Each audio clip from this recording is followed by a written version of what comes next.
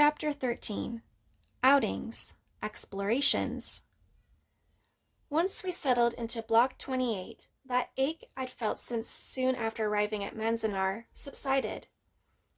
It didn't entirely disappear, but it gradually submerged as semblances of order returned and our patterns of life assumed its new design.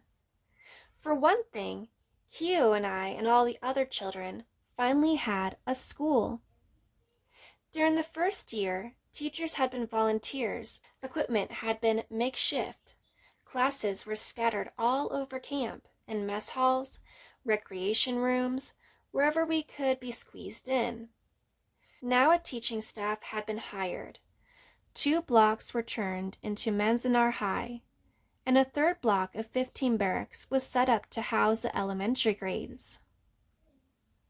We had blackboards, new desks, reference books, lab supplies. That second stable school year was one of the things our world commemorated when it came out in June of 1944. My days spent in classrooms are largely a blur now, as one merges into another. What I see clearly is the face of my 4th grade teacher, a pleasant face, but completely invulnerable. It seemed to me at the time, with sharp, commanding eyes. She came from Kentucky. She wore wedgies, loose slacks, and sweaters that were too short in the sleeves. A tall, heavy-set spinster, about 40 years old, she always wore a scarf on her head, tied beneath the chin, even during class, and she spoke with a slow, careful Appalachian accent. She was probably the best teacher I've ever had. Strict, fair-minded, dedicated to her job. Because of her, when we finally returned to the outside world, I was, academically at least, more than prepared to keep up with my peers. I see her face, but what I hear, still ringing in my mind's ear, is the glee club I belong to, made up of girls from the 4th, 5th, and 6th grades. We rehearsed every day during the last period. In concert, we wore white cotton blouses and dark skirts. 40 voices strong, we would line up at the assemblies or at talent shows in the fire break and sing out in unison all the favorite school kids used to learn. Beautiful Dreamer, Down to the Old Mill Stream, Shine On Harvest Moon, Battle Hymn of the Republic. Outside of school, we had a recreation program with leaders hired by the War Relocation Authority. During the week, they organized games and craft activities. On weekends, we often took hikes beyond the fence. A series of picnic groups and camping sites had been built by internees, clearings with tables, benches, and toilets. The first was about half a mile out, the farthest several miles into the Sierras. As restrictions gradually loosened, you could measure your liberty by how far they let you go. To Camp 3 was a Caucasian, to Camp 3 alone, to Camp 4 with a Caucasian, to Camp 4 alone. As 4th and 5th graders, we usually hiked out to Camp 1 on the edge of Bears Creek, where we could wade, collect rocks, and sit on the bank eating lunches the mess hall crew packed for us. I would always take along a quart jar and a white handkerchief and sit for an hour next to the stream, watching it strain through the cloth, trickling under the glass. Water there was the clearest I've ever seen, running right down off the snow. One of our leaders on those excursions was a pretty young woman named Louise, about 25 at the time, who wore long braids, full skirts, and peasant blouses. She was a Quaker, like so many of the Caucasians who came in to teach and do volunteer work. She also had a crush on a tall, very handsome, and popular Nisei boy who sometimes sang and danced in the talent shows. His name was Esau. In order to find a little free time together, Louise and Esau arranged an overnight camping trip for all the girls in our class. We took jars for water, potatoes to roast, and army blankets and hiked up to Bears Creek one Friday afternoon to a nice little knoll on the base of the mountains. All the girls were tittering and giggling at the way Esau and Louise held hands and looked at each other. They built us a big driftwood fire that night and told us ghost stories until they figured we had all dozed off. Then they disappeared for a while into a sagebrush. I was still awake and heard their careful footsteps snapping twigs. I thought how hard it would be to walk around one out there without a flashlight. It was years later that I remembered and understood what that outing must have been for them. At the time, I had my own escape to keep me occupied. In truth, I barely noticed their departure. This was the first overnight camping trip I'd ever made. For me, it was enough to be outside the barracks for a night, outside the square mile of wire, next to a crackling blaze and looking at stars so thick and so close to the ground, I could have reached up and scooped out an armful. If I had been told the next morning that I could stay outside the fence as long as I wanted, that I was free to go, it would have sent me sprinting for the compound. Lovely as they were to look at, the Sierras were frightening to think about. An icy barricade. If you took off in the opposite direction and made it past the Inyo, you'd hit Death Valley, while to the south there loomed a range of brown, sculpted hills everyone said were full of rattlesnakes. Camp 1 was about as far as I'd cared to venture. What's more, Block 28 was where I lived now. One night was plenty. One night every once in a while to explore whatever was out there. You might call that the image for a whole series of little explorations I began to make during the next year, looking for some place outside, early groupings for the special thing I could be or do for myself. In addition to the regular school sessions and the recreation program, classes of every kind were being offered all over camp. Singing, acting, trumpet playing, tap dancing, plus traditional Japanese arts like needlework, judo, and kendo. The first class I attended was in Baton twirling, taught by a chubby girl about 14 named Nancy. In the beginning, I used a sawed-off broomstick with an old tennis ball stuck on one end. When it looked like I was going to keep at this, Mama ordered me one like Nancy's from the Sears Roebuck catalog. Nancy was a very good twirler and taught us younger kids all her tricks. For months I practiced, joined the Baton Club at school, and even entered contests. Since then, I have often wondered what drew me to it at that age. I wonder because of all the activities I tried out in camp, this was the one I stayed with. In fact, returned to almost obsessively when I entered high school in Southern California a few years later. By that time, I was desperate to be accepted, and baton twirling was one trick I could perform that was thoroughly, unmistakably American. Putting on the boots and a dress crisscrossed with braid, spinning the silvery stick and tossing it high in the tune of a John Philip Sousa march. Even at 10, before I really knew what waited outside, the Japanese in me could not compete with that. It tried, in camp and many times later, in one form or another. My visit to the old geisha who lived across the firebreak was a typical example of how those attempts turned out. She was offering lessons in the traditional dancing called odori. A lot of young girls studied this in order to take part in the big Obon festival held every August, a festival honoring dead ancestors, asking them to bring good crops in the fall. She was about 70, a tiny, aristocrat-looking woman.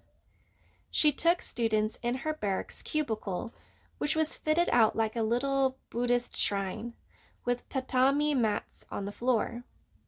She would kneel in her kimono and speak very softly in Japanese, while her young assistant would gracefully swing closed knees or bend her swan-like neck to the old geisha's instructions. I sat across the room from her for an hour trying to follow what was going on. It was all a mystery. I had never learned the language, and this woman was so old, even her dialect was foreign to me. She seemed an opulent figure, more spirit than human. When she bowed to me from her knees at the end of the hour, I rushed out of there, back to more familiar surroundings. Something about her fascinated me, though.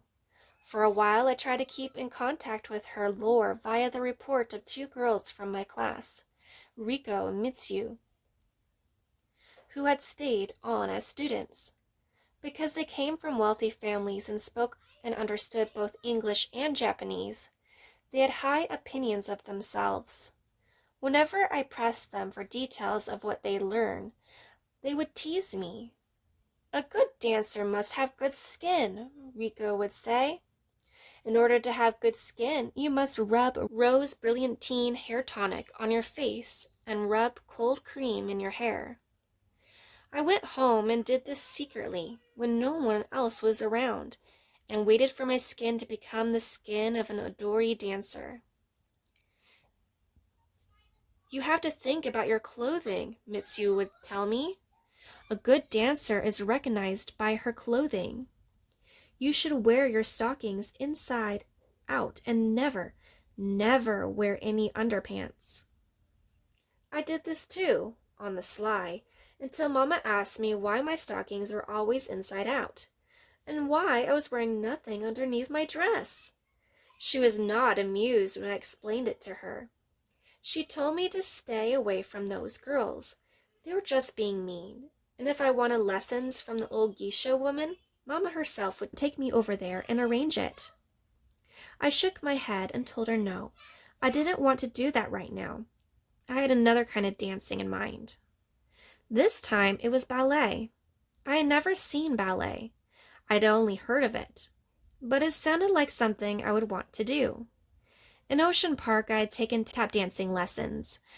My older brothers would coax me to perform for visitors, and it gained me a lot of attention. In camp, I had already danced in a couple of talent shows. When the word came around that a woman was offering ballet lessons, I showed up with 3 other young girls. It was a dusty day anyhow, and there wasn't much you could do outside. The classroom was an abandoned barracks. No one had lived there for months. Light showed through the warped planking. It was almost like going back 2 years to the day we first arrived, except that a piano sat on the bare, splintered boards, and there was a 30-ish Japanese woman with her hair pulled back and a chignon, wearing a pink tutu, a pair of pink-toed dancing shoes, and no tights. At the piano sat a young girl with glasses on, studying some sheet music in the not quite adequate light from a single overhead bulb. When we were all in the room and seated on the floor, she began to play, and the dancer began to dance as if she were the one trying out, not us. She twirled and she leapt from wall to wall, flinging her arms. She had been a good dancer once, but now she was overweight and sad to watch, even in the eyes of a 10-year-old who had never seen this kind of dancing. I was intrigued by her strange flat-toed shoes, badly frayed, worn down by the boards. I stared too at her legs. I could not stop watching them while she spun sidestep knotholes. They were thick, white, blue vein tapered sharply from the quivering thighs. The kind of legs my older sisters would have called daikon ashi, daikon meaning horseradish, ashi is leg. She began to show us a few steps and tricks, beginning with the splits. She hoisted herself and reversed her torso and came down again with her legs spread. I winced. Sure, the planks would tear her skin. Then she got the four of us up to try first position, which I did mainly out of courtesy, in order not to hurt her feelings of this heavy woman with her dekonashi and her shredded shoes. After showing us the first 3 ballet positions, she sat down to rest. She took her shoes off. Her toes were showing blood. I noticed then the lines in her face, the traces of gray in her black hair. I felt so sorry for her. I decided to go ahead and sign up for her course. But once I left the room, back out into the dusty, wind-flurled afternoon, I never did return. Ballet seemed then some terrible misuse of the body, and she was so anxious to please us. Her very need to hold on to whatever she had been scared me away. Among my explorations during these months, there was one more final venture into Catholicism. The Maryknoll Chapel was just up the street now and easy to get to. I resumed my catechism. Once again, I was listening with rapt terror to the lives of the saints and the martyrs, although that wasn't really what attracted me this time. I had found another kind of inspiration, had been another way the church might make me into something quite extraordinary. I had watched a girl my own age shining at the center of one of their elaborate ceremonies. It appealed to me tremendously. She happened to be an orphan, and I figured that if this much could befall an orphan, imagine how impressive I would look in such a role. I had long observed her from a distance, a slim and lovely girl, and always aloof, because of the way other kids treated orphans there, as if a lack of parents put you somehow beneath everyone else. I confess I felt that way myself. Orphans were in a class apart. In Block 28, we saw them often. Children's Village, where Sister Suzanne and Sister Bernadette put in a good deal of time, was as near to us as their chapel, 2 blocks away in the opposite direction.